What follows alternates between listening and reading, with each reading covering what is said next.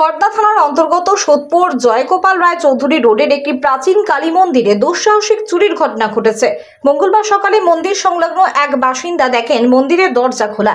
স্থানীয় সূত্রে জানা গেছে, মঙ্গলবার ভোর রাতের দিকে দুষ্কৃতীরা মন্দিরের 6টি তালা ভেঙে ভেতরে ঢুকে নগদ টাকা, সোনার গহনা সহ লক্ষাধিক টাকার জিনিস লুট করে চম্পট দেয়। এলাকার প্রাচীন মন্দিরে দুঃসাহসিক এই চুরির ঘটনায় ক্ষুব্ধ গ্রামবাসীরা।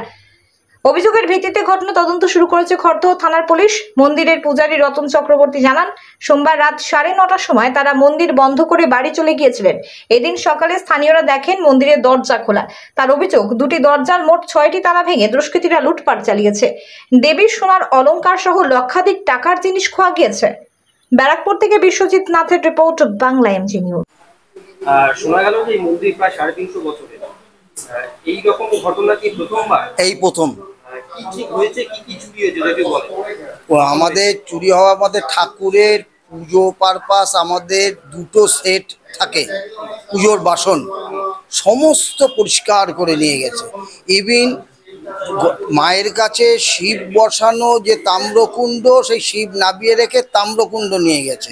মানে সব দুটো যেটা পুজোয় যা যা জিনিস লাগে, থালাপত্র সব। মানে আজ সকালবেলা আমরা এখন পর্যন্ত মাকে জল মিষ্টি দিতে পারিনি।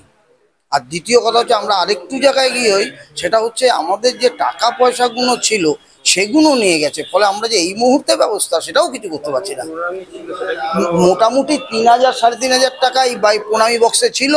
আর একটা প্রণামী বক্স, আর একটা বক্স ছিল আমাদের ভেতরে রাখা, ঘরের ভেতরে, সেগুলো তালা মারা রাখা। সেখান দিয়ে 20,000 টাকার উপরে হিসাবে 20,000 টাকা গুনে রাখা হয়েছিল, তারপরেও কিছু টাকা ছিল। এখন সেটা তো ঠিক বলতে পারছি না, তবে ঘটনাটা যা হয়েছে সেটা হচ্ছে 2:30 3টে এই সময় হবে। আমরা 9:30টায় মন্দির বন্ধ করে চলে যাই। হ্যাঁ হ্যাঁ।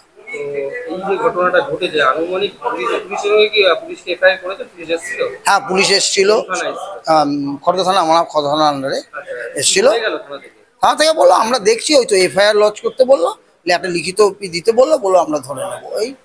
এই যে আপনাদের দেখতে পাচ্ছি মেন গেট একটা আছে, মানে কি গেট ভাঙলো প্রথমে এই দেখলেন আপনারা? সকালবেলা এই পাশের এক ভদ্রলোক দেখলো দরজা খোলা, সকালবেলা 6টার সময়। এই দরজা খোলা, একটা দরজা খোলা। এখন সে ভাবলো যে আমি বোধহয় দরজা খুলে রেখে চলে গেছি। আমি 8টায় আসি এখানে। তারপরে আমাকে ফোন করে আসলাম, এসে দেখলাম সব তছনছ। না, এই ঠাকুর দরজার সব গেট ভাঙা। আমাদের দুটো পার্ট তো দরজা, এই একটা পার্ট আছে বাদিকে, একটা ডান দিকে পার্ট। এই ডান দিকের পার্টে যত তালা ছিল সব ভেঙেছে। খালি দুটো দরজা ভেতর থেকে হ্যাজবল দিয়ে আটকানো বলে সেগুলো খুলতে পারেনি। কিন্তু আরেকটি দরজা ভেঙে খুলে ভেতরে দরজা ভেঙে ঠাকুরের কাছে চলে এসছে। ঠাকুরের গয়না যা ছিল সেটা না, সোনার একটা হার আমরা দেখছি না ঠাকুরের গলায়। সোনার হার নেই, রূপোর যেটা সেগুলো আছে। আর বাদবাকি কি দেখেছেন? আর কিছু গেছে না, এখন পর্যন্ত যা দেখছি তাই। বাদবাকি আর কি গেছে সেগুলো একটু পরে খুঁজে দেখতে পাওয়া হবে। আপনি কত বছর ধরে এই মায়ের সেবা করছেন? আমি 20 বছর হয়ে গেল। 20 বছরে প্রথম? আরে 20 বছরে প্রথম, এর আগেও হয়নি। যারা ছিলেন তাদের হয়নি। আমি তো এখানকার মায়ের কাজ করতে এসে এরকম একটা দুর্ভাগ্য আমার। কি করে কাউকে সন্দেহ হচ্ছে আপনাদের? কি করে জানবো কে চোর? আমরা কাকে সন্দেহ? মানুষ হবেই তো, আসে মন্দিরে। সকালবেলা রেগুলার আসে? আমি প্রায় সারাদিনই থাকি এখানে। তাহলে তারা সেরকম মনে হয় কি কাউকে সন্দেহ? না, এমন তো কাকে করবো? তাহলে তো সন্দেহ, তাহলে তো আমরা ধরে পিটিয়ে দেবো। হ্যাঁ, কিন্তু সে তো বুঝতে পারছি না কে। মাকে নিয়ে তো ছেলে খেলে না। কতটা আতঙ্কিত রয়েছেন আপনারা? আতঙ্ক বলতে কি? আতঙ্ক বলতে এগুলো তো প্রশাসন দেখবে সব। আমরা আমাদের যেরকম যত তালা লাগানো সিকিউরিটি আমাদের নেয়ার, আমরা তো নিচ্ছি। এটার নাম হচ্ছে জয়গোপাল রায় চৌধুরী রোড, কালীপুকুর পার, সিদ্ধেশ্বরী কালী মন্দির। রতন চক্রবর্তী। আমি এই পাশেই দাস কলোনিতে থাকি। মন্দিরের পুরোহিত।